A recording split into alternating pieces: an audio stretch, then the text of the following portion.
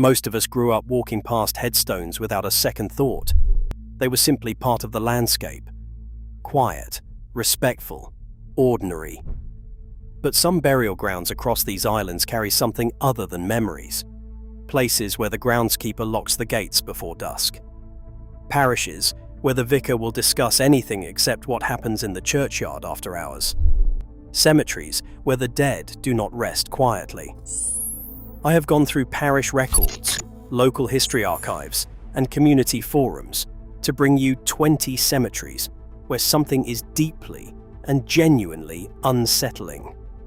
Hey, before we get into it, if you love looking back at the good old days of Britain, go check out my mate Albert over at Albert's Old Britain.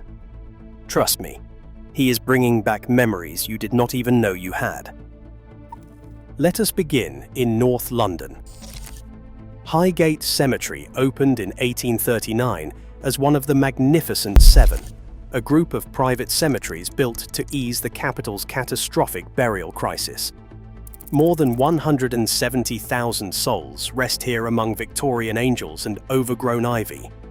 Drive past on a Tuesday afternoon and you will see tourists photographing Karl Marx's grave. Come back after dark and locals will tell you a very different story. In March 1969, the British Psychic and Occult Society began receiving reports of a tall, dark figure moving between the tombs. Witnesses described feeling hypnotized, unable to move. The sightings escalated through the winter. Then two rival occultists, David Farrant and Sean Manchester, each declared publicly that they would confront the entity. On Friday the 13th of March 1970, Manchester announced a vampire hunt. Hundreds of ordinary Londoners climbed the cemetery walls armed with stakes, crucifixes, and homemade talismans. Police were overwhelmed as people trampled graves and forced their way into sealed crypts, looking for a creature most of them could not describe. The vampire was never found, but the sightings never stopped. Visitors still report a woman in grey running between headstones searching for children she herself had murdered. A spectral cyclist, a tall man in a top hat, a shrouded female figure who stares only at the sky. Travelling north to Edinburgh, we find the cemetery that disputes Highgate's claim to being the most haunted in Britain. Greyfriars Kirkyard was opened in 1562 when the old burial ground at St Giles became overcrowded. What happened here in 1679 gives the place its reputation. After the Battle of Bothwell Bridge, 1,200 Covenanters were held prisoner in a corner of the kirkyard under orders from Sir George Mackenzie of Rosehaw. Historians have called it one of the earliest concentration camps in the world. Mackenzie died and was entombed in the kirkyard. His grave stood quietly for centuries. Then, in 1999, a homeless man broke into the mausoleum seeking shelter. The floor collapsed beneath him, and he fell into a pit of plague victims' bones. That is when the attacks began. Between 1999 and 2006, more than 450 documented incidents were recorded. People pushed, scratched, bitten. 140 visitors collapsed. The attacks were so frequent and so violent that the City of Edinburgh Council sealed the mausoleum entirely. Today, the only way to approach it is through organised tours that carry physical injury disclaimers. The tour guides are not joking when they hand those out. Staying in Scotland, we crossed to Glasgow and climbed the hill behind the cathedral. The Glasgow necropolis holds around 50,000 burials beneath approximately 3,500 monuments. It is a grand Victorian garden cemetery modelled on Père Lachaise in Paris. But it is not the Victorian dead that made the headlines. On a September evening in 1954, Police Constable Alex Deeprose was called to the necropolis. He found over 200 children wandering the cemetery grounds in the dark. They were armed with stakes and kitchen knives. Some had brought dogs. When Deeprose asked what they were doing, the children told him they were hunting the Gorbals vampire. They said it was a creature with iron teeth that had killed 2 boys. No boys were missing. No bodies were found. But the children believed absolutely in what they were hunting. The incident triggered a national panic about horror comics imported from America. Within months, those comics were banned from sale to minors across Scotland. Heading south along the coast to North Yorkshire, we reach the 199 steps leading up to St Mary's Church in Whitby. The church was founded around 1110. Bram Stoker visited in 1890 and used the graveyard directly in his novel Dracula. He copied names from the headstones, including Swales, which became the name of Dracula's first victim. The benches along those steps were not built for resting tourists. They were coffin rests. Pallbearers would set the coffin down to catch their breath during the climb. During cholera outbreaks, burials happened at night to avoid public panic. Processions of lanterns wound up the 199 steps in the dark, carrying the dead. What makes St Mary's genuinely unsettling now is not the literary connection. It is the erosion. The cliff beneath the churchyard is collapsing. Human remains have fallen onto the street below. Pathways along the seaward side have been permanently closed. Bones from graves that were meant to rest in peace are sliding into open air. Back to the south of England now. Arnos Vale Cemetery in Bristol opened in 1839. It is Grade 2 listed and largely peaceful in daylight. But 2 apparitions have been reported with striking consistency across decades. A dark female figure weeping over a First World War grave, and a second figure, a woman in visible distress, described by witnesses as panicking. The local account is that she was buried alive. Victorians feared premature burial so intensely that they patented safety coffins with bells attached to strings running into the casket. Whether anyone was ever saved by those bells is another question. But the reports from Arnos Vale suggest that at least one soul may not have been. Brompton Cemetery in West London sits as one of the only burial grounds maintained by the Royal Parks. Emmeline Pankhurst rests here. So do the Cray twins. Visitors to the Cray graves report a particular atmosphere that is difficult to describe. A horseback phantom dressed entirely in black has been seen galloping silently along the paths after dusk. One visitor, tending a grave, looked up to see a tall figure with no eyes standing between the headstones. By the time they got to their feet, the figure had vanished. Brompton also carries a stranger reputation among conspiracy enthusiasts who believe that the Egyptian-style architecture designed by Joseph Bonomi encodes something altogether more unusual. I will leave that one to your own research. Our 7th cemetery brings us to Kent. St Nicholas Churchyard in Pluckley sits in what is widely considered the most haunted village in England. Pluckley claims 12 documented ghosts, and the churchyard contributes its share. Locals report lights appearing through the church windows late at night when no services are scheduled and no one is inside. The ghost of a local miller is said to wander the graves, searching for a lost love. And the lady in red moves between the headstones looking for a baby buried somewhere in the grounds. The publican at the Black Horse has collected testimonies from staff members who refuse to lock up alone. He does not claim to have seen anything himself. He simply keeps the lights on. Those 7 cemeteries trade on atmosphere and legend. What follows now is different. These are places where the darkness is not supernatural. It is historical. It is documented. And in several cases, it is still visible in iron and stone.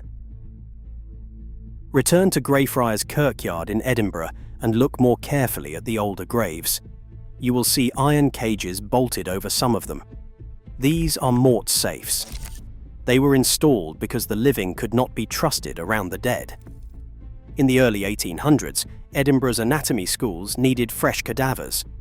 Burke and Hare famously turned to murder to meet demand. But before them, and alongside them, grave robbers worked the kirkyards nightly. Families who could afford it paid for iron cages to protect their dead from the surgeon's table.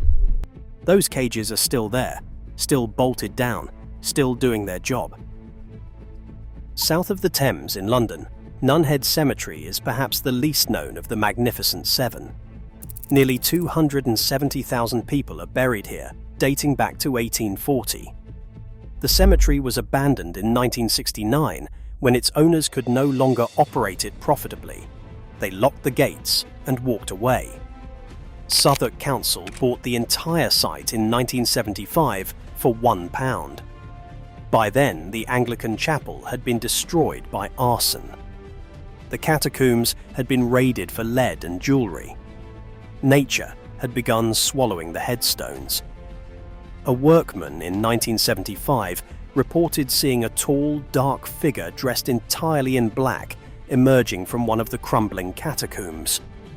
The description matched William Daniel Jenkins, a clerk at the Bank of England who stood over 6 feet 7 inches tall and was buried there decades earlier. On another occasion, a man standing at the locked gates at night saw children playing and laughing among the graves. As he watched through the iron bars, their presence and their sound gradually faded into silence. Nearby in Southwark, Crossbones Graveyard holds a history that many Londoners walk over without knowing. It was an unconsecrated medieval burial ground for women known as Winchester geese. They were sex workers, licensed by the Bishop of Winchester himself. The graveyard was in use from at least the medieval period. By 1853, over 15,000 burials had taken place. It was rediscovered during Jubilee Line excavations in the 1990s, when archaeologists uncovered mass burials, many of them women and children. Today, the gates are covered in ribbons and handwritten messages left by locals who maintain the site as a community memorial. Beneath the pavement lie those bodies, most of them people who were denied dignity in life and denied consecrated ground in death. In Surrey, Brookwood Cemetery covers 500 acres and holds over 235,000 burials. It is the largest cemetery in the United Kingdom. What makes Brookwood extraordinary is how the dead arrived. The London Necropolis Railway opened in 1854, specifically to transport coffins from Waterloo to Brookwood. The service ran for nearly 90 years until the Luftwaffe bombed the London terminus in 1941.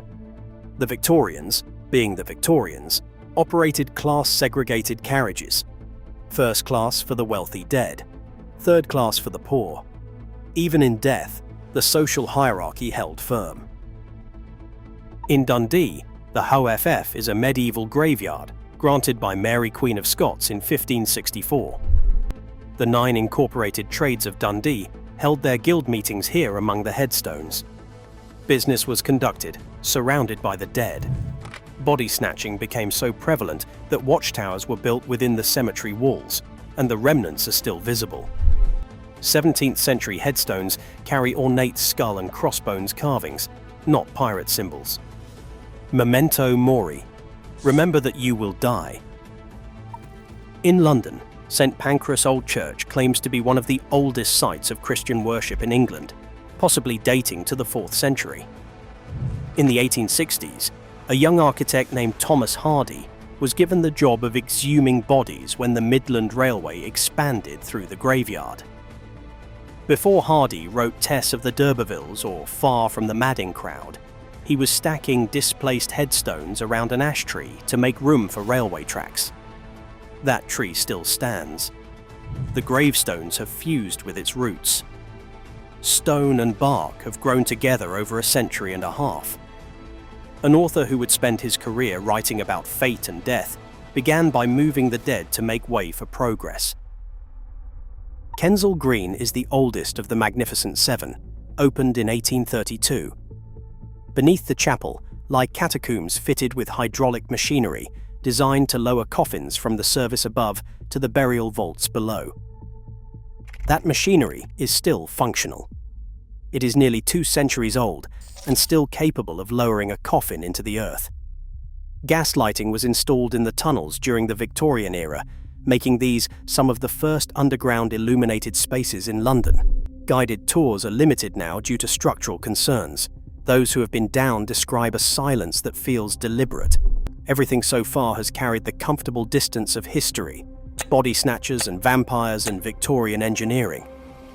What follows does not have that distance. These final cemeteries carry grief that is still raw, and in some cases injustice that has never been answered. Aberfan is in South Wales. On the 21st of October 1966, a colliery spoil tip collapsed onto Pantglas Junior School. 116 children died. 28 adults died. The cemetery on the hillside holds rows of identical arched headstones. The children were buried beside their classmates because the families wanted them to remain together. The memorial garden is maintained with extraordinary care. Survivors still live in Aberfan. They have made their wishes clear about visitors. Come if you want to understand. Do not come if you want to gawk. Photographs of the graves are discouraged. This is not entertainment. This is where parents buried their children and visit them still. In Derbyshire, the churchyard at Eyam tells the story of a village that chose to die so that others might live. This was an act of sacrifice. In 1665, a bundle of cloth arrived from London carrying plague-infected fleas. The village rector, William Mompesson, persuaded residents to quarantine themselves. No one would cross the boundary. At least 260 of 350 residents died. The Riley graves on the hillside outside the village are the worst of it. Elizabeth Hancock buried 6 of her children and her husband in 8 days in August 1666. She dug every grave herself because no one remained to help her. East London's Tower Hamlets Cemetery opened in 1841 for the poorest communities in the capital. 350,000 burials make it one of the most densely packed burial grounds in Britain. The cemetery was heavily bombed during the Blitz. Headstones were shattered. Graves were torn open. After the bombing, many burials became unidentifiable. Unknown dead layered over unknown dead. The site is now a designated local nature reserve. Wildflowers grow where the bombs fell. Foxes make dens among headstones that no living person can read anymore. On the Great Orme headland in Llandudno, North Wales, a Bronze Age burial site dates back approximately 4,000 years. Human bones were discovered during Victorian-era copper mine excavations. The remains belonged to people who had worked those same mines. They were buried where they laboured and where they died. The landscape feels ancient in a way that most of Britain does not. Exposed rock, wind from 3 sides, the sea below. 4,000 years of the dead watching the living dig the same earth. On the Kent coast at Reculver, the twin towers of a 7th century Saxon church stand alone on an eroding cliff. The rest of the church was demolished in 1809 despite furious local protest. Trinity House preserved the towers as a navigation landmark for shipping. The churchyard that surrounded the church has been falling into the sea for 2 centuries. Walk to the cliff edge and you can see graves exposed in the rock face. You can see coffins and bones sliding toward the English Channel in slow motion. During excavations, infant skeletons were found in numbers that troubled the archaeologists. The official interpretation remains cautious. Local legend is less reserved. Our final cemetery is West Norwood in South London. It holds the largest collection of Greek Revival funerary architecture in the United Kingdom. 69 listed monuments. The Chapel of St. Stephen sits surrounded by catacombs adorned with golden mosaics on the ceilings. Beneath those mosaics, coffins line the walls in tunnels that have not been fully explored in decades. The contrast is extraordinary.